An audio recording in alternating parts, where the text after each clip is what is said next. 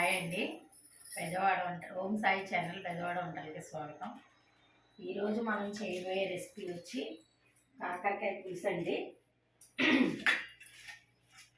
ఈ కాకరకాయలు ఇవి ఇద్దరు మనుషులకి చేసుకుంటున్నాను నేను. 2 ఉల్లిపాయలు, 4 పచ్చిమిరపకాయలు,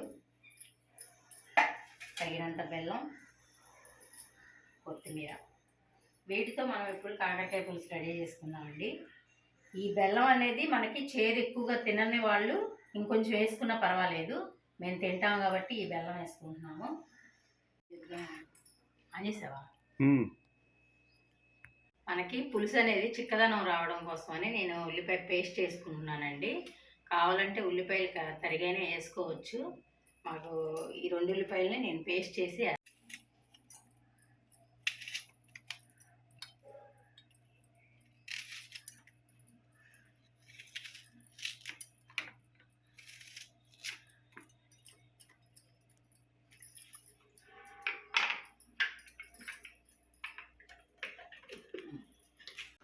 పచ్చిమిరపకాయలు ఇలా చీల్చేసి వేసుకోండి, సరే బాగుంటాయి.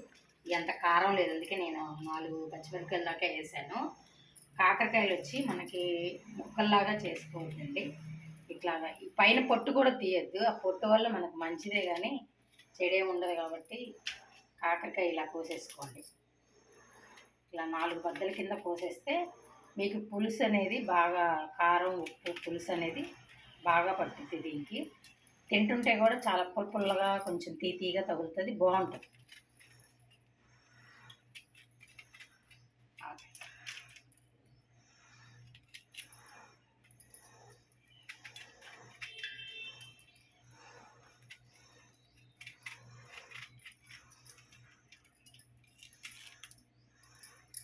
ఇదిగోండి ఉల్లిపాయ పేస్ట్ చేసేసి పెట్టేసుకున్నాను.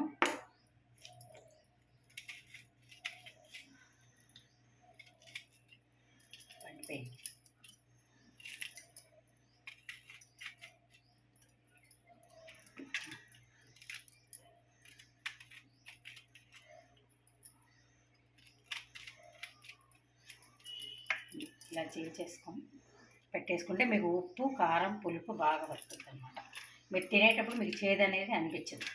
దీనిలోకి ఆయిల్ మీకు ఒక 2 స్పూన్ల దాకా పడుతుంది.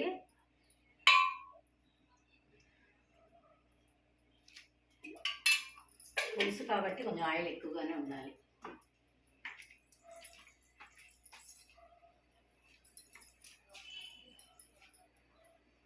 ఆయిల్ వేడెక్కిన తర్వాత మనం ఉల్లిపాయ పేస్ట్ వేసుకుందాం. కాకరకాయలు కడగలేదు అనుకుంటారేమో, కడిగేసి పెట్టాను. ఫస్ట్ పచ్చిమిరపకాయలు వేసేసుకున్నాను.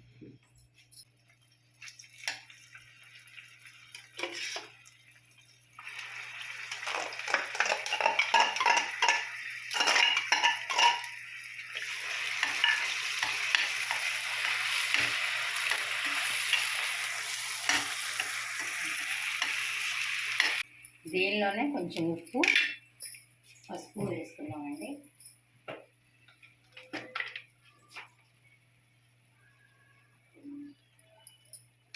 పసుపు వేయడం వల్ల త్వరగా మగ్గుతుంది ఉల్లిపాయ.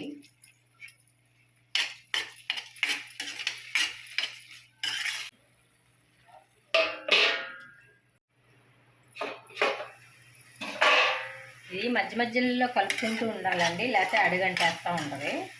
అందులో పేస్ట్ చేసాం కదా ఉల్లిపాయ పరంగా, అది ఉల్లిపాయ ముక్కలు కోసేస్తే అది వేరు, పేస్ట్ త్వరగా అడుగంటేస్తూ ఉండాలి. మధ్య మధ్యలో కలుపుకుంటూ ఉండాలి. కలర్ మారిన తర్వాత, పచ్చివాసన పోయిన తర్వాత మనం కాకరకాయలు వేసేసుకుందాం.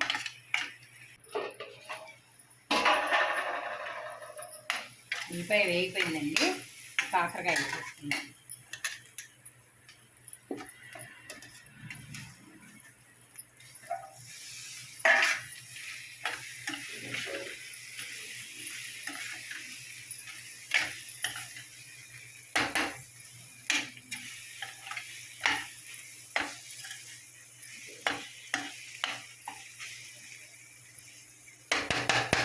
దీన్ని ఒక 5 నిమిషాలు మగ్గనిద్దాము. తర్వాత పులుసు వేసుకుందాం. ఇందాక మర్చిపోయానండి, నేను నిమ్మకాయ సైజ్ అంత చింతపండు నేను నానబెట్టుకున్నాను, అది మిస్ అయింది. ఇదివ్వండి, నిమ్మకాయ సైజ్ అంతా చింతపండు నానబెట్టుకున్నాను. కొంచెం పులుపు ఎక్కువే పడుద్ది కాబట్టి కొంచెం చింతపండు ఎక్కువ వేసుకోండి.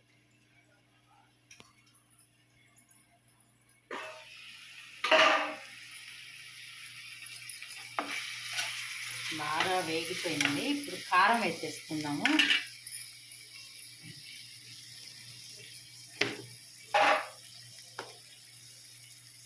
కారం ఒక 2 స్పూన్లు వేస్తున్నాను నేను.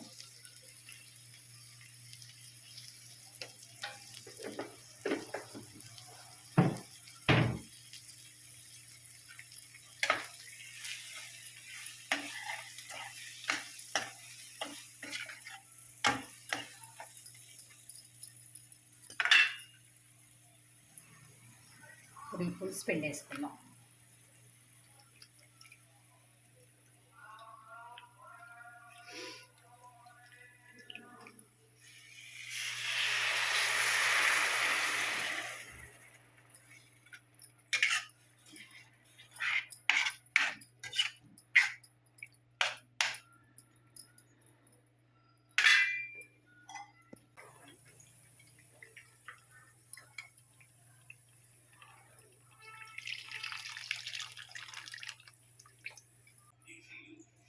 ఇది బెల్లం వేసుకుంటున్నాను.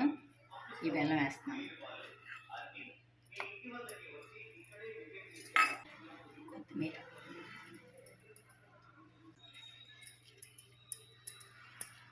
ఇప్పుడు మంటని మీడియంలో పెట్టుకుందామండి. పులుసు మరగాలి కాబట్టి కొంచెం మీడియంలో పెట్టేసుకుంటే ఒక 5 నుంచి 10 నిమిషాల లోపు మనకి చిక్కబడిపోద్ది.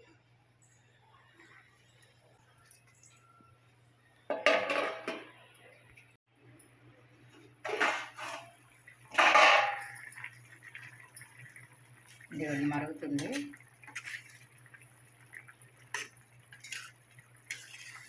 ఒక 5 నిమిషాల్లో చిక్కబడిపోతుందండి. ఇది చిక్కబడి నూనె పైకి తేలినప్పుడు మనం ఆఫ్ చేసేసుకోవచ్చు.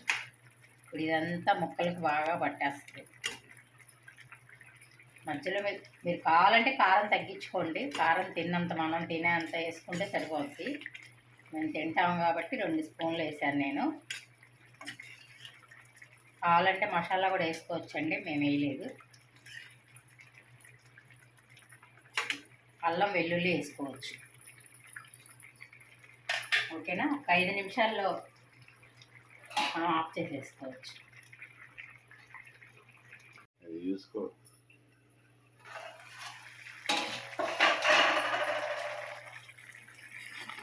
చూసారా, పులుసు చిక్కబడిపోయిందండి. దగ్గర పడిపోయి నూనె పైకి తెలుస్తుంది. చూసారా?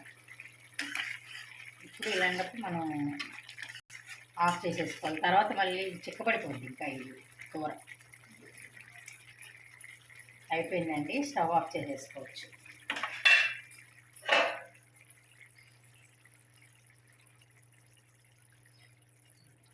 వచ్చండి, అది మీ ఇష్టం. ఇలా కాయలా అయితే మాకు ఇలా ఇష్టం, ఇలా తింటాం మేము. చూసారుగా, పులుసు కూడా చిక్కబడిపోయింది.